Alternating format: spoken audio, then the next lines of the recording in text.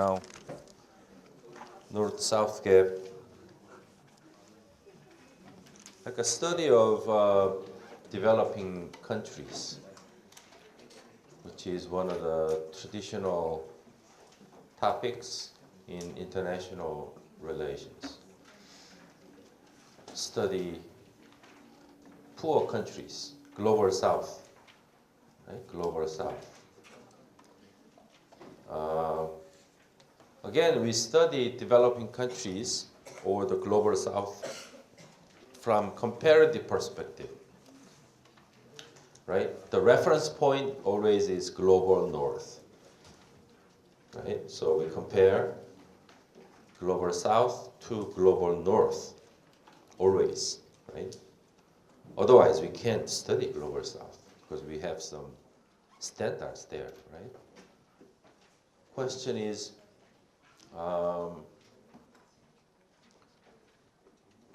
maybe two kinds of questions. Why and how developing countries lag behind the global North?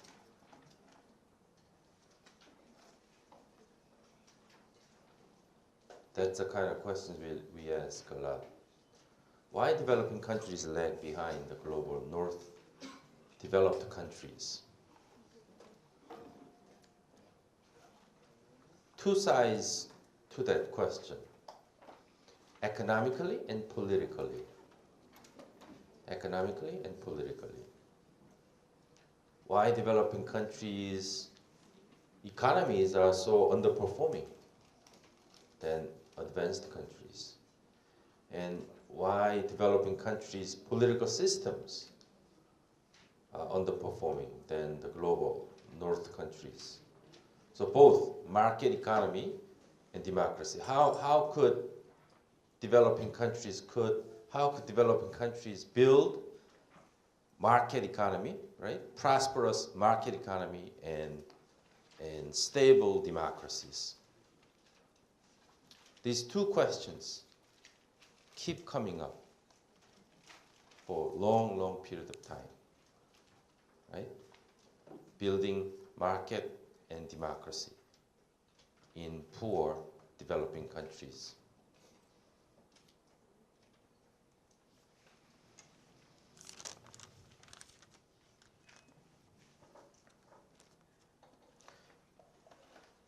First, I think that this chapter begins with some overview of the current state of the global South countries, current state of the developing countries.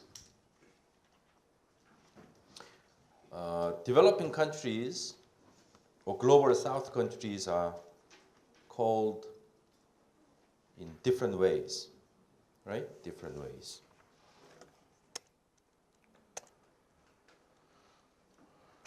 So world's poor region states called one of three less developed countries, LDC, or underdeveloped countries. I'm just picking up some terminologies from this textbook. Okay, LDCs or UDCs or just developing countries.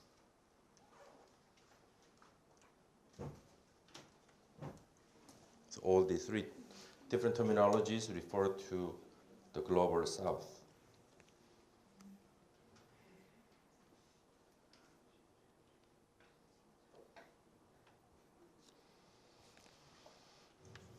Now, the causes of poverty, the causes of underdevelopment, so to speak, the causes of underdevelopment and the causes of dictatorship.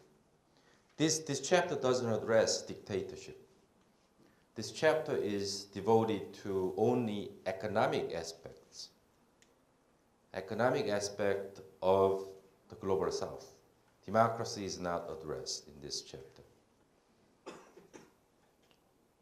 So, regarding the causes of poverty or the causes of underdevelopment, do we have a consensus on that? Do we have a standardized answer to that? Why developing countries poor? No, we don't agree. Right? Scholars do not agree on the causes of underdevelopment in the global south. There are many causes. There are many causes.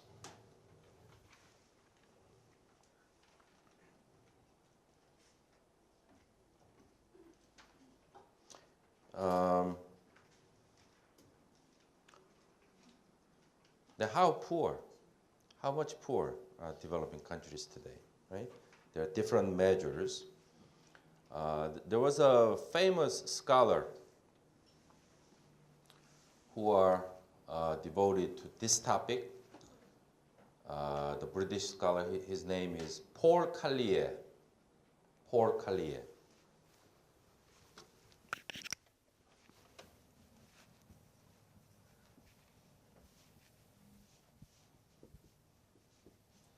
His famous book, The Bottom Billion.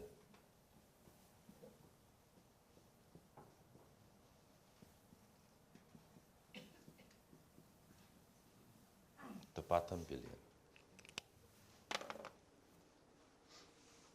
I think that came out just a couple of years ago, The Bottom Billion. This book addresses exactly the same problem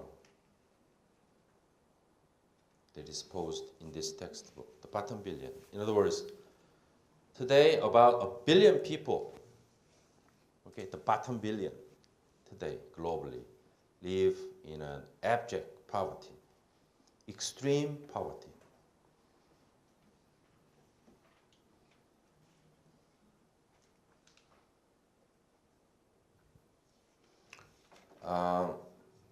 There are many ways of measuring poverty in developing countries. The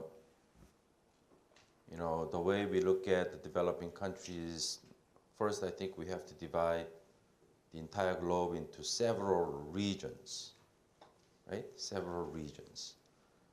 I mean the rest, not developed, not Europe, not North America, right? The rest regions, the rest regions. What are the rest regions? First you have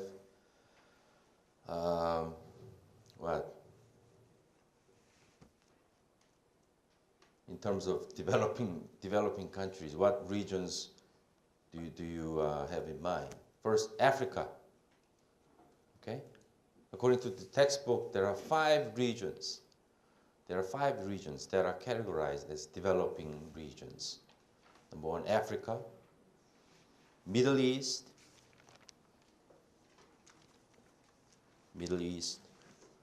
South Asia,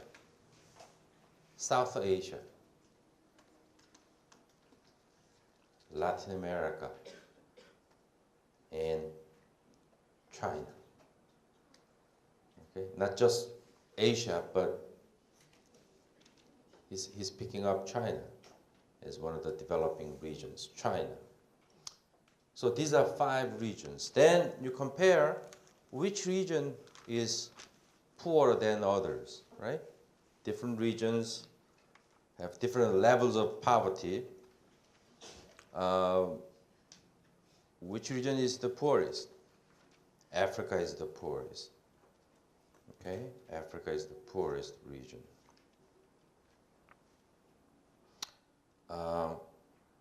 South Asia, next poorest country. So for instance, South Asia, the per capita income, 2,700. South Asia, per capita income, 2,700, much lower than we expected. 2,700. I mean, in general, on the average, 2,700. Africa, just $2,000.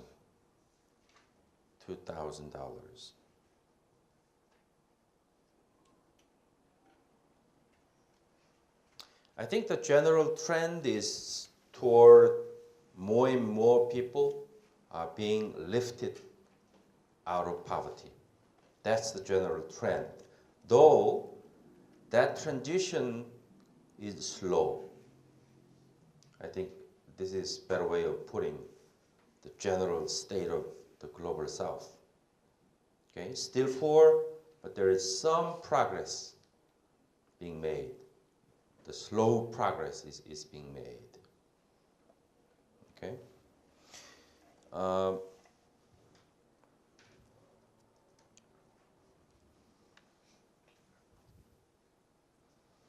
This is an interesting a statement. The second paragraph, last sentence. There is slow progress being made, but that progress is canceled out because of what? Population growth. Okay, population growth. So population growth is becoming a great hurdle in eradicating poverty. Okay, billions and billions of people are rising out of poverty, but because of population growth, the number of very poor people remains the same.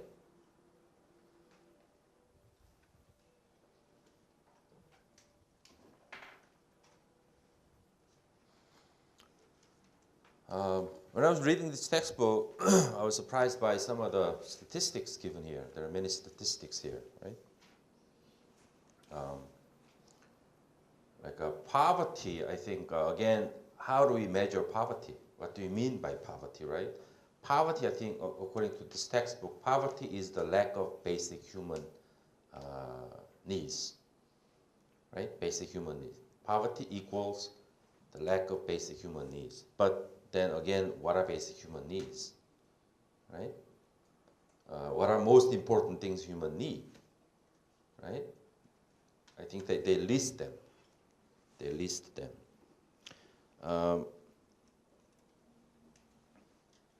But the biggest, the most appalling number that is provided here is that, do you know how many children are dying of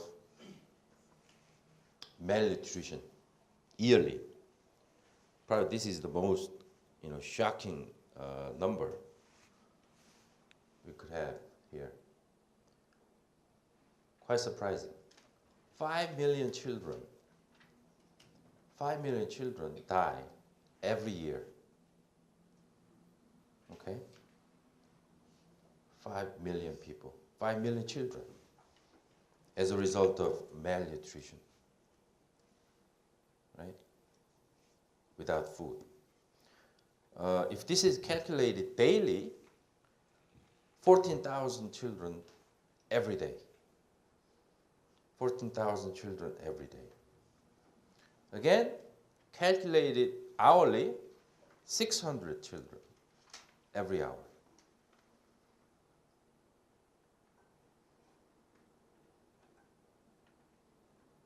$600 children every hour. Right?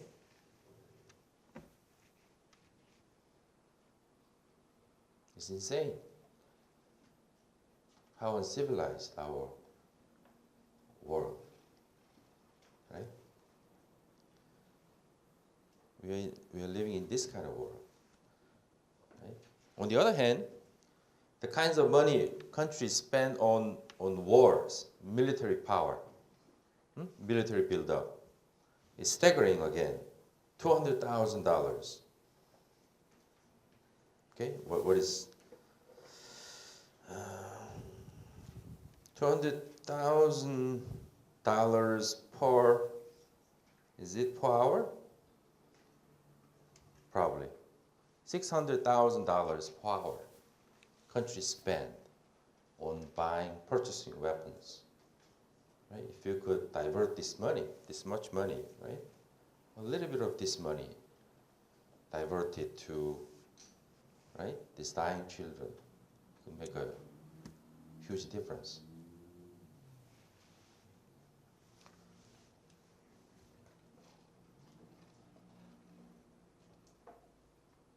So this is one example, right? Children dying, out of malnutrition. This is just one of the examples. There are many things that make children or people die. So we will get to that.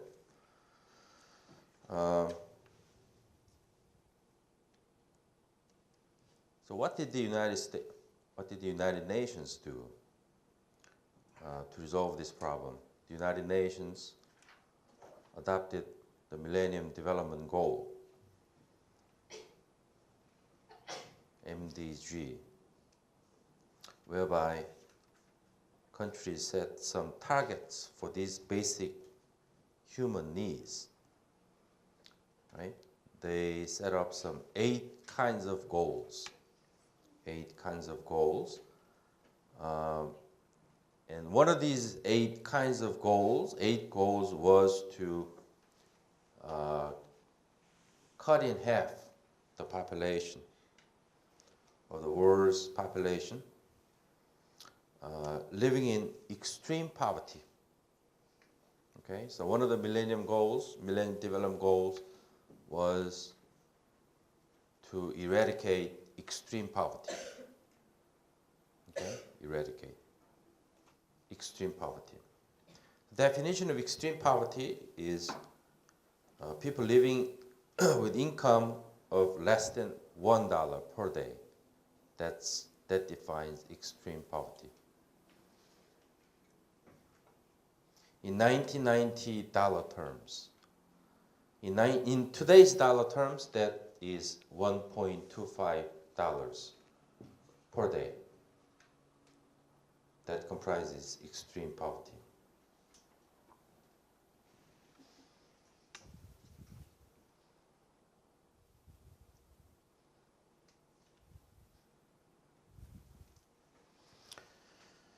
Like I said, for the entire Global South as a whole, there was some progress.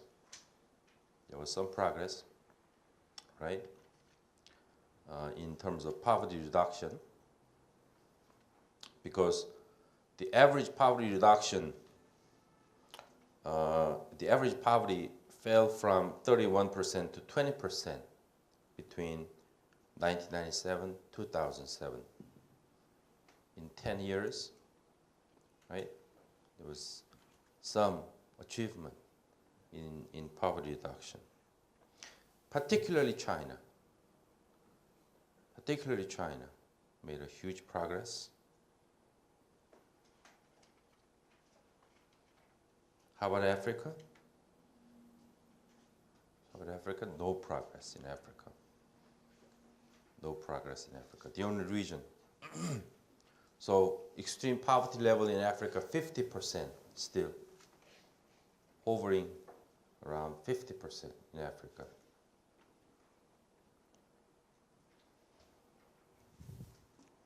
Right, we'll have a look at this. About 1 billion people live in extreme poverty. Let me repeat, right? Definition of extreme poverty meaning no access to basic human needs, right? And concentration in Africa. Extreme poverty concentrated in Africa, right? South Asia, some progress. Okay? South Asia.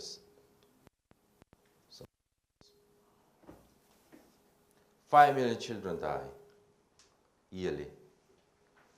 Okay?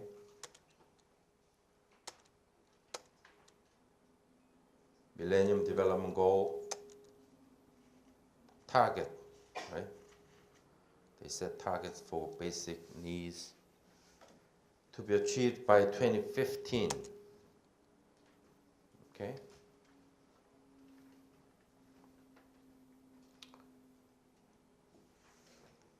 Again, we have 5 regions in the category of developing countries, right?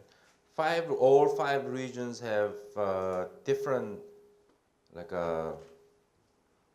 contours of these problems. Poverty, income inequality, right? Different problems.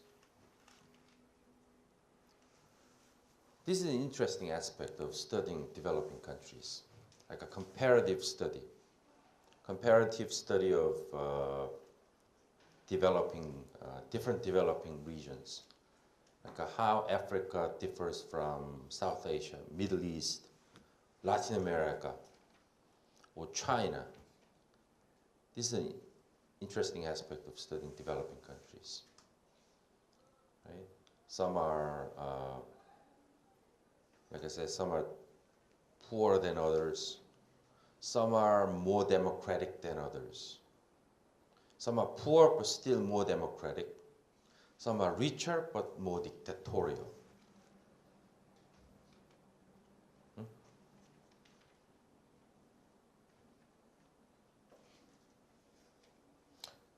Again, in terms of causes of poverty in different regions, come from different regions, different reasons, different origins. Like poverty in Africa, poverty in the Middle East, right? Poverty in South Asia, all different. The origins of poverty, all different. Okay? We're talking about not just poverty, but extreme poverty. In the case of Africa, extreme poverty. I don't think in Latin America we have to call it extreme poverty, just poverty. Right? The origins of poverty, different. Like Africa, the nature of poverty in Africa, the nature of poverty in the Middle East, quite different. Quite different. Because the way the economies are run, so different. Income sources, very different. Income sources are very different. So to eradicate poverty, you have to get to the bottom of those reasons, those origins of poverty. Origins of poverty and income sources, types of income sources. You have to get to the bottom of that, and you have to start with that in eradicating poverty problem. I think this textbook discusses mostly poverty in Africa. Poverty in Africa. You will see when that type of poverty, like is there, then they prescribe some sort of solutions. You will see that, but you can't apply that to the Middle East because the nature of poverty is different. Now, if you look at figure 12.1, again, types of poverty and the level of growth, level of GDP per capita, all different.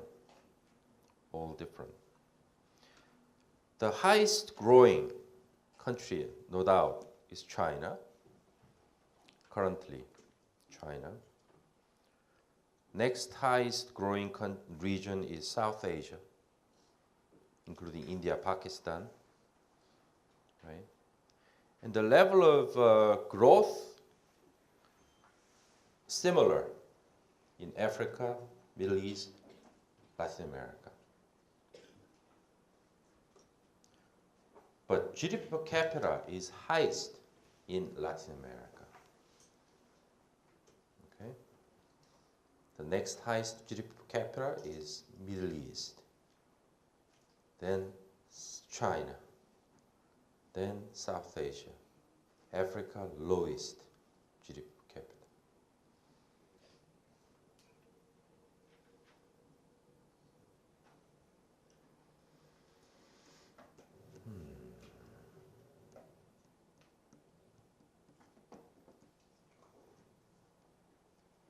I think it will be an interesting combination if you put democracy on the left-hand side, democracy on the left-hand side, and economic GDP per capita on the right-hand side.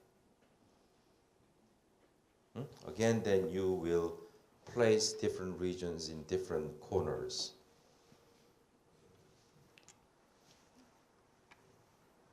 I don't know what this implies. Different growth rate, GDP per capita level. Why they combine these two, not knowing exactly the real intention of putting these two. But clearly, democracy, if you put together democracy and economic growth or GDP per capita, that'll be an interesting combination.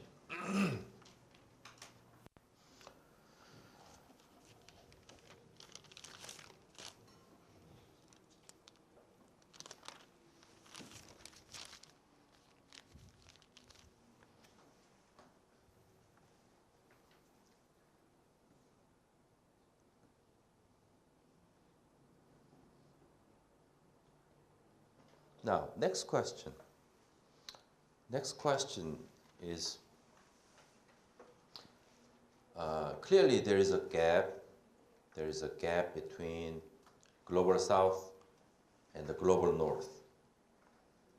Okay, there is a gap.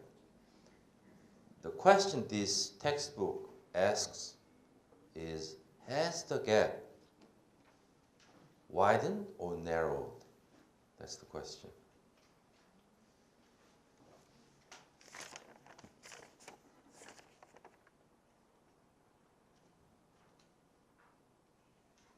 최승원. 최승원? Yes. What's the answer? Has the gap widened or narrowed? This is a question that is addressed right here and there. I think this question is really comprehensive question that encompasses all the chapters we learn. Because to discuss development of developing countries, right? What should be done? Then we should raise the issues of trade. I mean, should developing countries engage free trade? Or should developing countries engage free finance? Right? Finance, opening up finance. Right? Some oppose that, right? Others welcome that. So we need to engage all the previous discussion to discuss this question. Although I think that economic problems alone explain underdevelopment in developing countries. Political problems also bigger part. That has not been discussed enough in this textbook, though. What's the answer in the textbook to that question? Still, we go by the textbook. What's the answer given in this textbook? The answer is quite wishy-washy, not clear, right?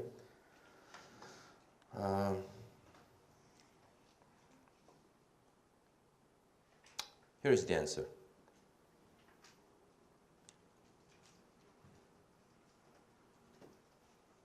Seventh from the bottom. Seventh line from the bottom. Between 1990 and 2008, for two decades, incomes per person in the global South as a whole rose from 3,000 to about 5,500. Okay, 5,500. This is the increase, okay, in income in the global South. On the other hand, in the global North, they rose from about 20,000 to about 31,000.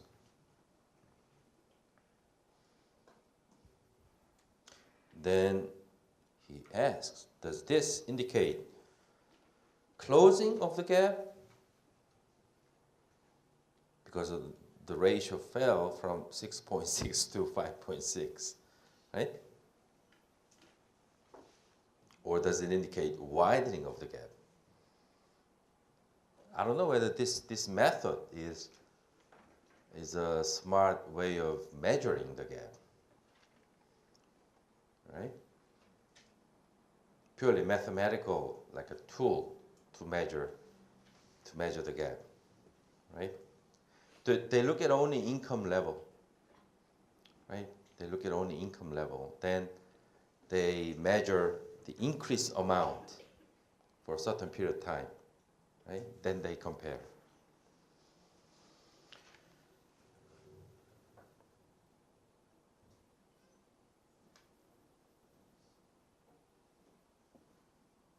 And the answer is both.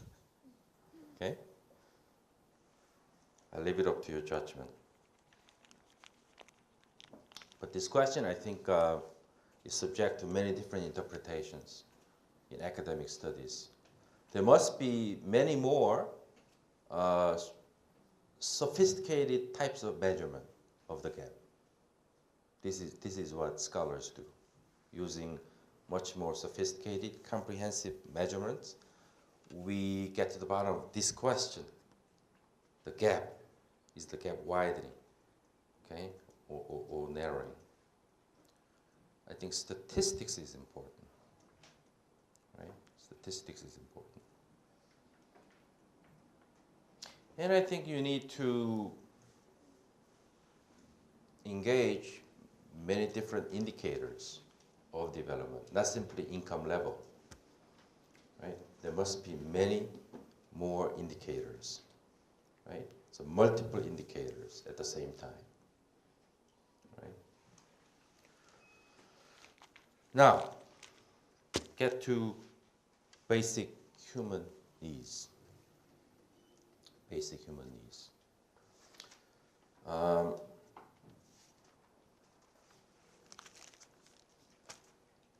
I think this textbook lists several basic human needs. Number one, education. Okay, education. Second, food. Third, healthcare. This is what comprises development. Okay, this is what development means for him, for some authors. Okay, in order to develop economically, not politically at least, economically, you need first education. Then second, you need good, like a health condition, food.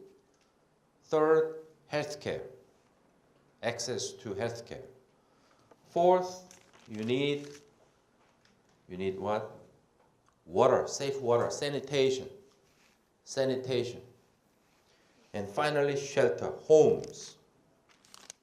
These 5 things comprise economic development for him, for this textbook. Okay?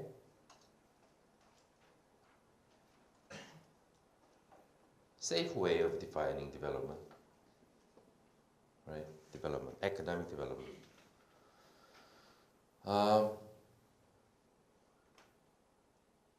Though, most commonsensical measurement of development is income level. Income level or GDP per capita. GDP per capita, that's most commonsensical, right? Measurement of development. We don't need to discuss what we mean by education, right? Again, there are different statistics here. In the poor global South, the schooling level, primary school level or secondary school level, all different figures.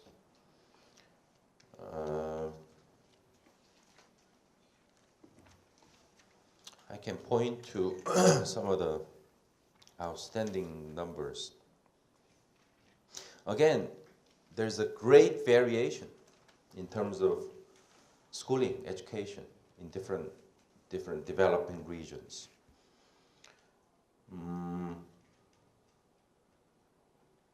Primary school attendance, 2008. I'm talking here about page 4 to 7. Primary school attendance in 2008, in most world regions, 90%, more than 90%. In Africa, 76%. Africa is compared a lot here and there, 76% in Africa.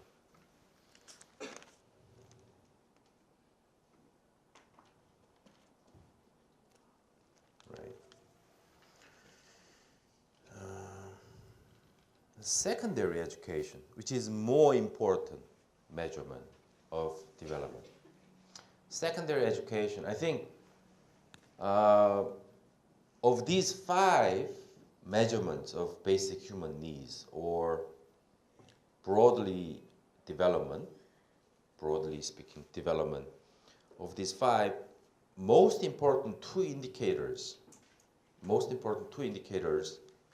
look at figure 12.2, page 428. 12.2, basic needs indicator. Most important indicators of basic human needs. What are these most important basic human needs indicators? Immunization and secondary school education. These are the most important 2 indicators. Okay, so when institutions like UNICEF or World Bank and IMF, when they compare the economies of developing regions, whether or not they are developing better than others, the indicators they use most are these 2: immunization level and secondary school education. These 2 are most important 2 indicators. Again, different regions, right? Different rankings. Again, Africa, on all counts, right? Poorest. Africa, again, is poorest. And secondary school education, very low in Africa. The percentage of secondary enrollment, very low. In Latin America, both respects, very high. China, quite high. What is interesting here is the Middle East. Look at Middle East. Middle East is doing well on all counts, right?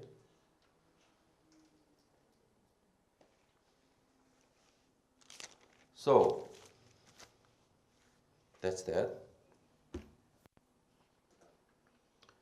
Do you know the number for the secondary education enrollment for the global north countries?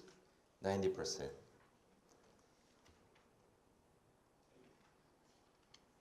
Probably South Korea, maybe 100%. More than 90 something. South Korea is known for passion for education, right? You're gonna die without education here.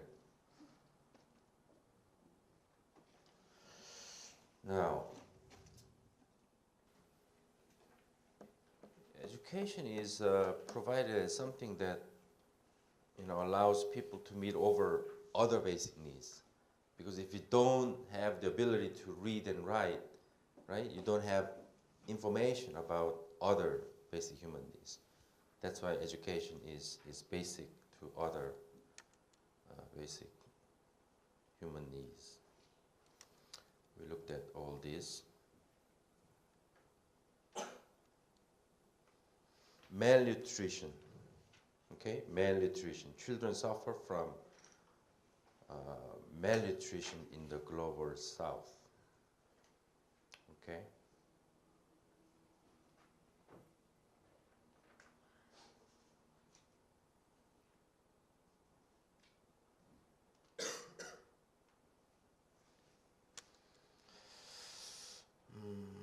And some data, according to UNICEF data, just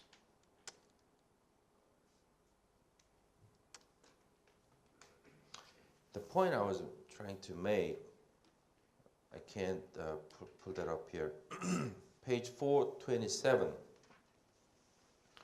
second paragraph from the bottom.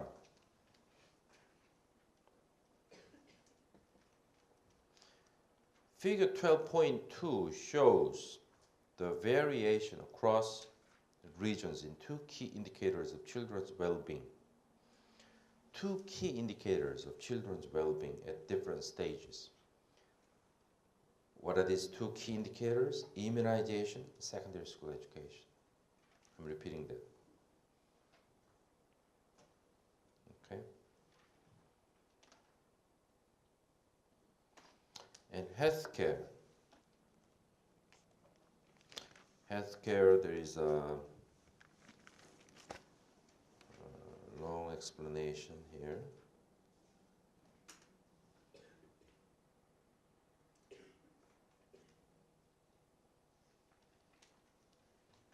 This is important. Page 428.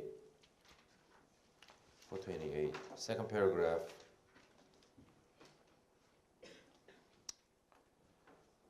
This healthcare, public health in the Global South.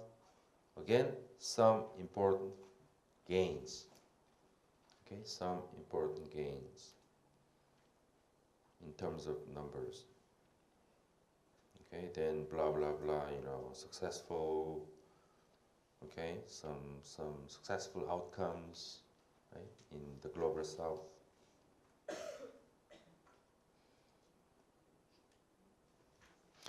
Then still, right, then you get to here. Despite these achievements, there are disparities still. There are disparities in access to healthcare. If you compare it to the global north, right, the comparison is much more striking. Like for instance, 75% of the world's people living in the global south have about 30% of the world's doctors and nurses. Only 30% of the global doctors and nurses are there in the global south.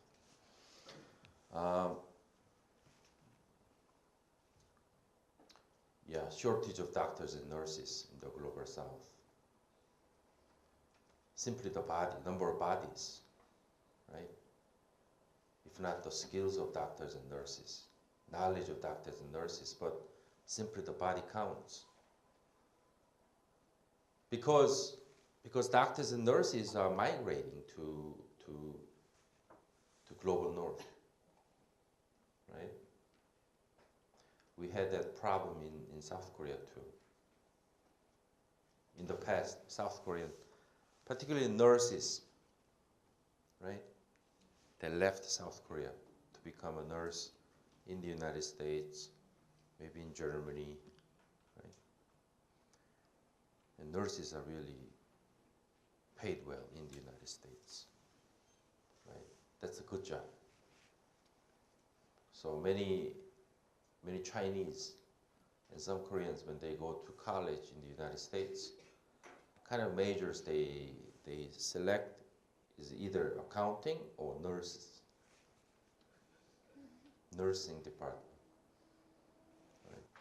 In other words, shale gas by nature again shale gas development requires huge size fields. So in order to make profits, you need to secure the fields as large as possible at an earlier stage. Okay?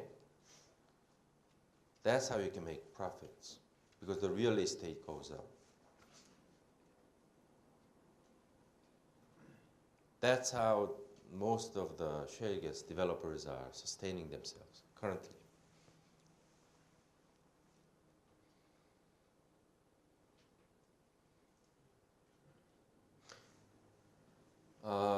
2009 shale gas production successfully reached a commercial level.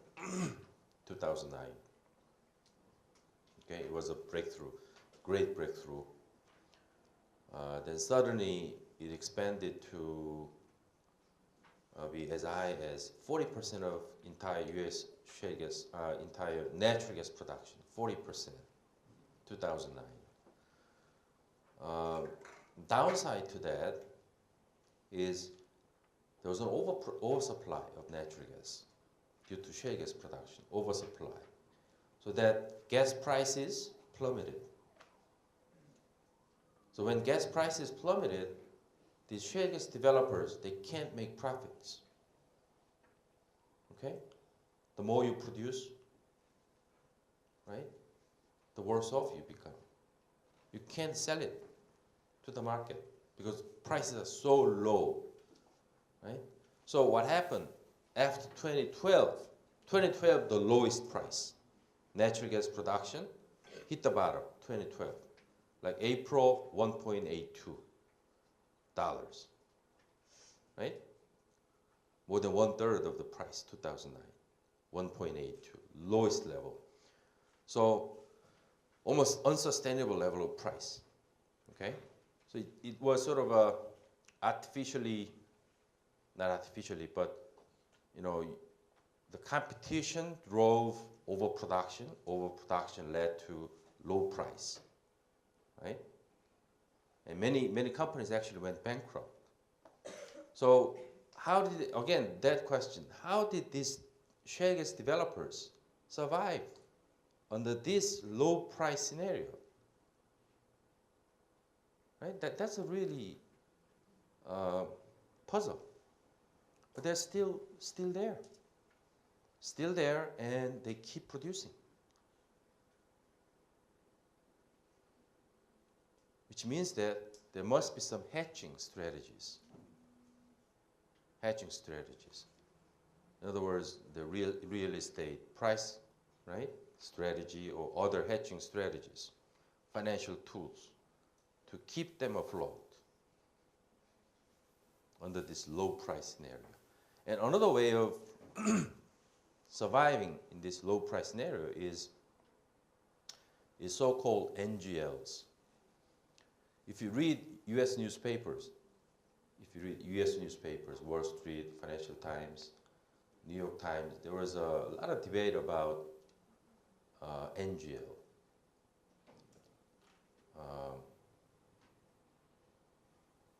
Have you come across, Giovanna Ortega, have you come across this kind of newspaper articles about NGLs, US NGLs? No? There's so many newspaper items about NGL. NGL is natural gas liquids. Natural gas liquids, NGL. Which is, if you develop natural gas is just gas, right? Dry gas. But if you develop natural gas, there are so many things that come with natural gas, like propane or butan. There are so many different, very profitable items that come with natural gas. That is NGLs. LPG, you know that, right? These things. So United States has become a producer of these different NGL products. And these natural gas, shale gas developers, they turn to these NGL products, okay? And sell it for the market. That's how they survive. Natural gas, they burn it. Natural gas, they burn it. Okay? So if you go to shale gas fields, like 2012, you see, huge fires coming out of the hole. Many shale gas fields, because gas does make money. Then instead, they extract NGLs and sell it. That's how they survive. That's how they survive. And another way of surviving these shale gas developers is something called shale oil. This is a very important thing, shale oil. Now, can you believe if the United States can catch up and overtake Saudi Arabia as an oil producer, #1 oil producer? Yes, it's real. In a few years, America will be the bigger producer than Saudi Arabia of oil, not natural gas, oil. Okay? Because of shale oil. Oil is also produced from the same rock. Same rock. Shale rock produces two things: shale gas, shale oil. So when natural gas market depressed, America turned to shale oil production. So today America is producing a lot of shale oil. Same oil, but coming from the rocks. This is very important game changer, shale oil. A lot of articles about this. Tight oil or shale oil, same thing. What happens if America produces more oil than Saudi Arabia? Let me give you an example. Several days ago, there was a headline news about Iran making a deal with the United States about nuclear program, abandonment, right? Iran abandoned their nuclear program the other day, last week, right? Just out of the blue, not knowing the background, why Iran suddenly, right, gave up on their nuclear program. So valuable to their national security. The reason is US shale gas, shale oil. Read some articles, right? Iran. So political changes, there are many important political changes are waiting because of this shale gas and shale oil revolution in the United States.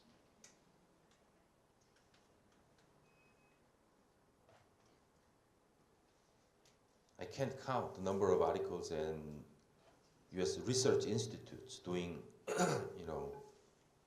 reports about this. They're writing so many reports about tight oil and implications, geopolitical implications, consequences of tight oil revolution internationally. There's so many discussions about that. And some even argue that US will leave the Middle East. America will forget about the Middle East. Then the Middle East will spiral into chaos. The Middle East, which is relatively better than other developing countries, right?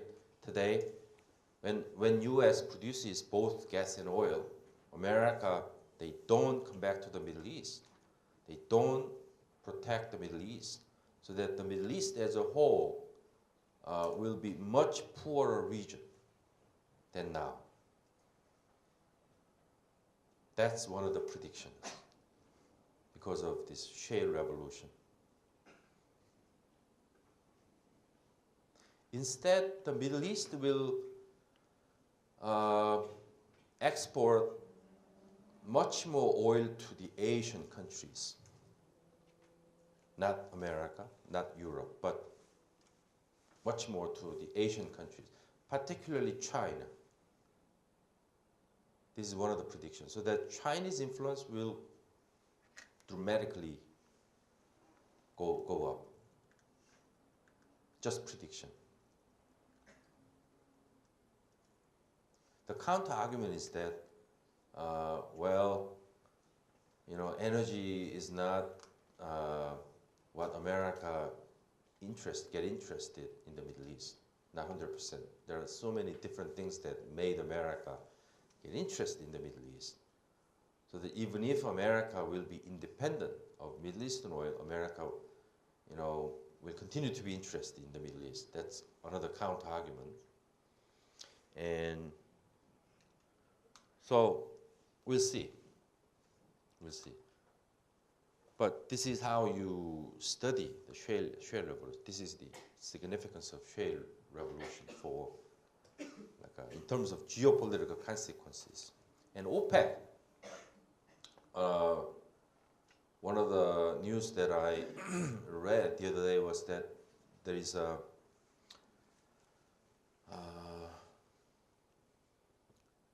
there is a serious division within the OPEC, again, due to shale revolution. OPEC countries, they fight each other today. Okay? And the share of OPEC oil dramatically going down because of this US shale oil and shale gas. Right? So the pie for the Middle East getting smaller, which is serious, very serious.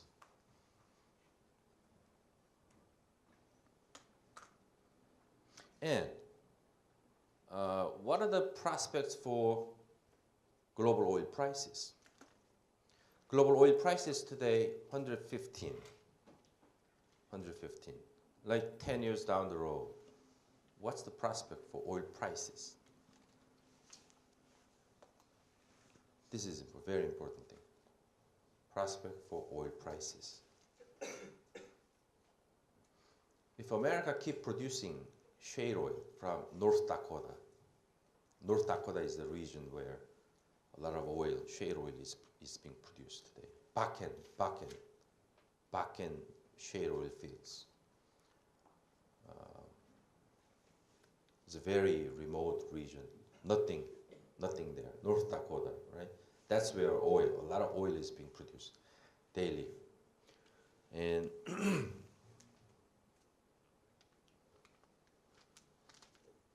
if America, particularly North Dakota, keeps producing shale oil, then the prospect for global oil prices will be like a downward pressure. In other words, global oil prices will be much lower than it is today, like 70 level or 80 level. Why OPEC is reducing oil production today currently, knowing in the future America will put much more oil in the market, right? OPEC countries today already they are reducing their amount of production to like abort oversupply, right? Russia, what happened? What happened to Russia? I think the country that are most probably that is hit hardest by this. OPEC is hit hardest by US shale oil, right? And other Middle Eastern countries they are hit, but the country that is hit most is Russia.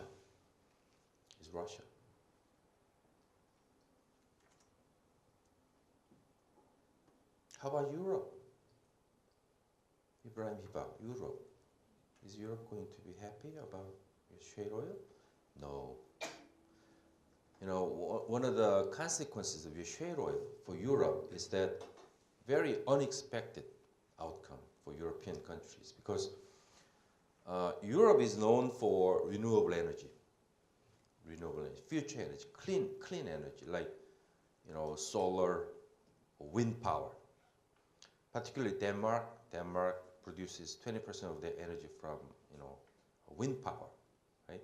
Germany is known for solar and other renewable energy. Germany has the goal of 50% of energy from this renewable energy, right? Some years down the road, in the near future.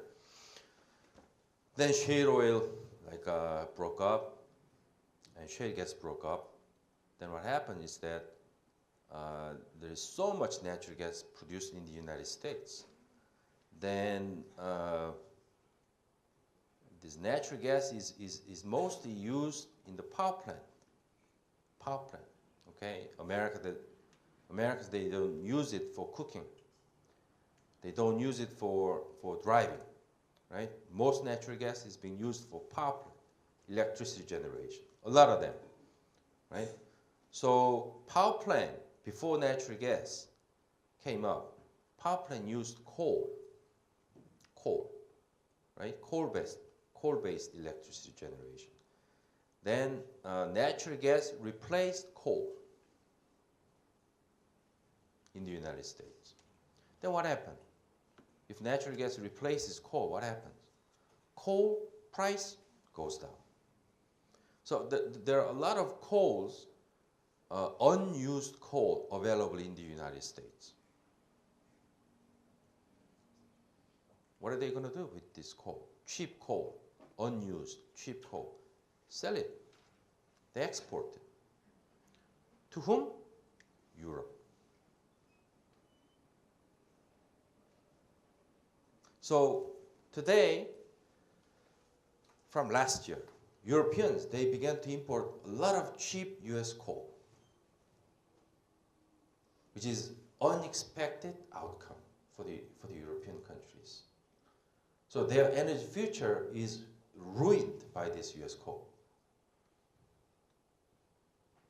So Europeans are like a sandwich between this economics of using coal, right, and thinking about the environment, renewable, and they selected cost. They're using coal. So CO2 emissions in Europe is rising today.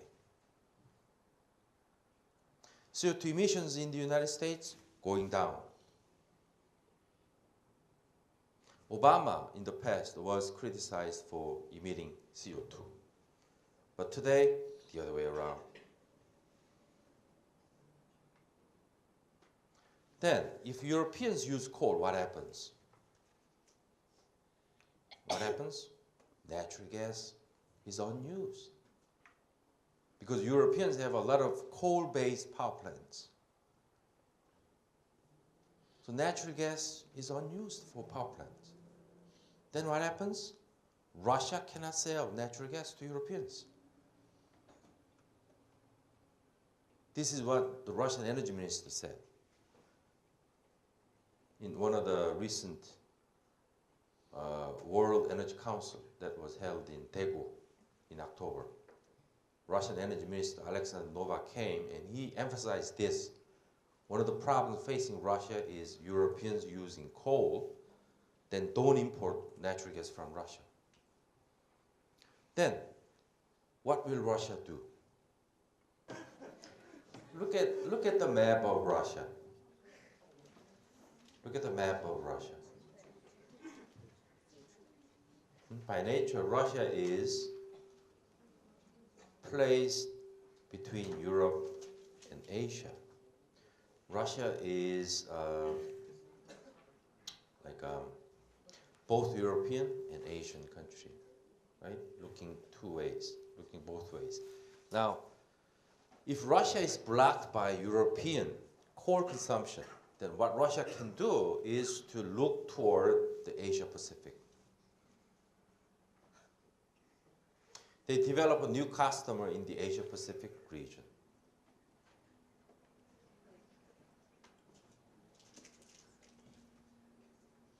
So the future Russian energy export plan is reduce exports to Europe, then increase exports to the Asia Pacific countries.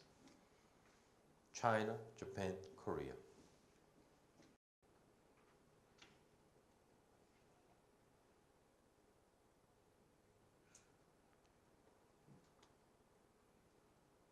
Right? So this is chain of events.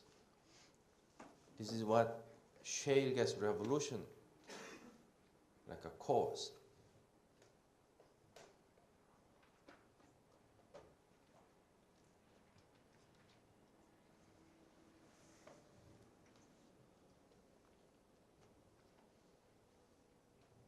Do you think shale gas is a small thing? No.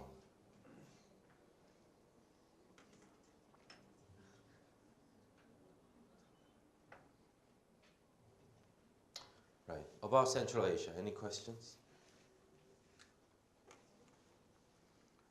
Central Asian article, that one I wrote, but I forgot almost everything.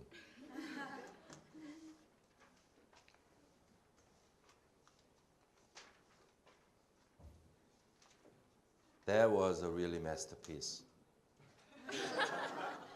The article I wrote I think I wrote in February.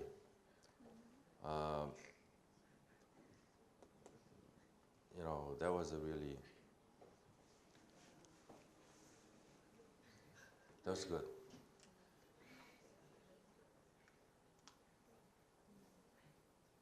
So what I did was, you know, Russia, China, US, their Central Asian strategies, right? Competing strategies, contending strategies, then how 4 Central Asian countries, they exploit the competition of these great powers, right?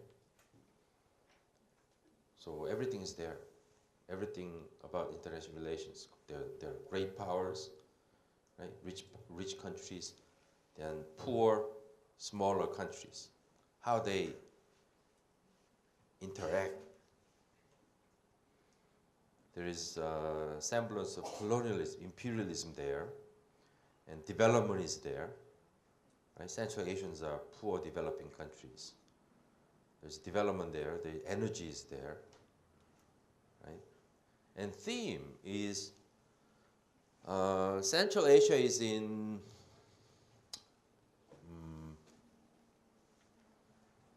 much of a flux. The reason being China is rising. And that the rise of China, whether it's peaceful or like a warlike, that rise of China is changing the landscape, entire landscape, right? I think that's the broad theme.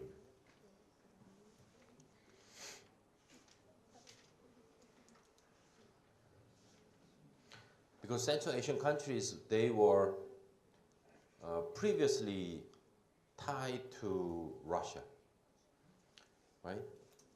Previously they were tied more to Russia,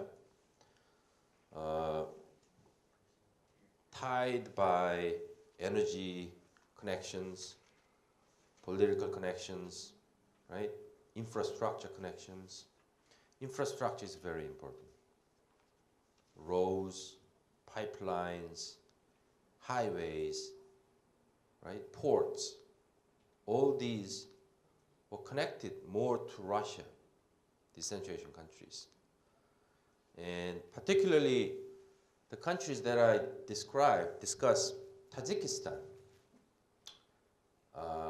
they are highly dependent on Russia. The reason is the way Tajikistan is located is they have a problem with electricity generation, right? Hydro power generation.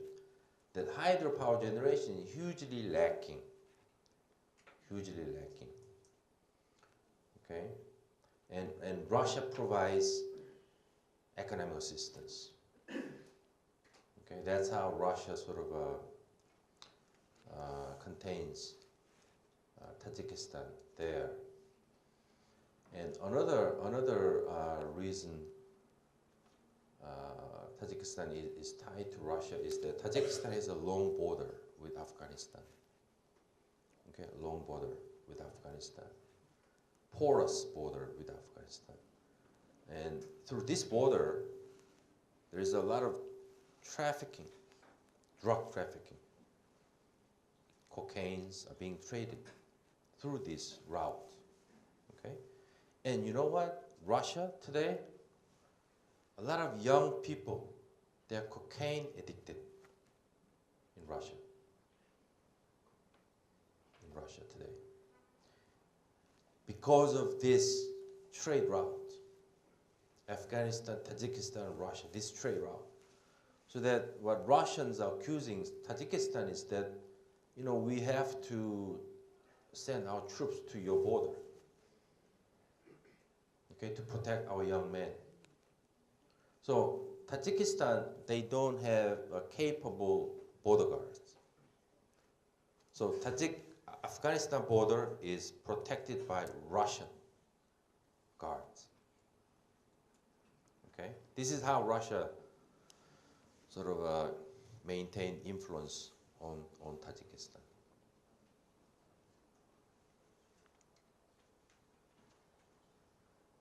And after that, China infiltrate Tajikistan, US infiltrate Tajikistan. That's how we sort of see the competition between these great powers. Same thing goes with Kyrgyzstan, same thing goes with Kazakhstan, Turkmenistan. So if you read my article, in every country, I discuss how China, Russia, America, they sort of play,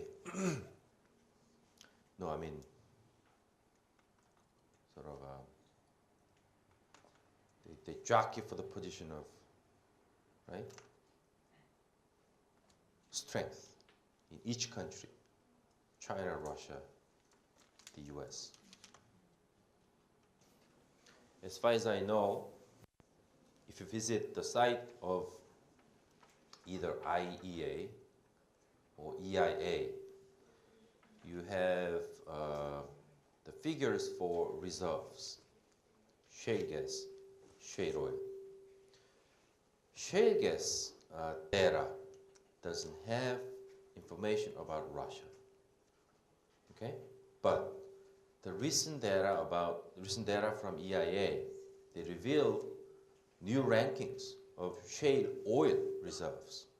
There, Russia is included, which means that Russia has a lot of shale oil reserves, not shale gas. Currently, not currently. Shale oil, they have a lot of shale oil. Problem is cost. So conventional oil production, unconventional oil production, cost much higher in unconventional. The US, why US made a huge breakthrough is that they reduced the cost. The cost is almost same or lower. Unconventional oil and shale production cost lower in the United States. So when Russia entered this market, okay, how do they get the cost down? That's the problem. That's the problem.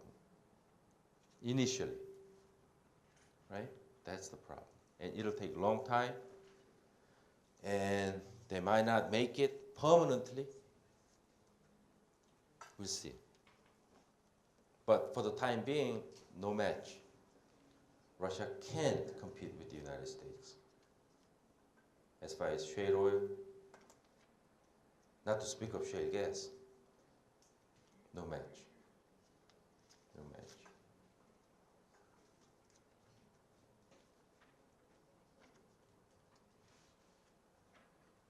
Any other questions? You need to keep my article, okay? You need to keep my article and give it down to your sons and daughters.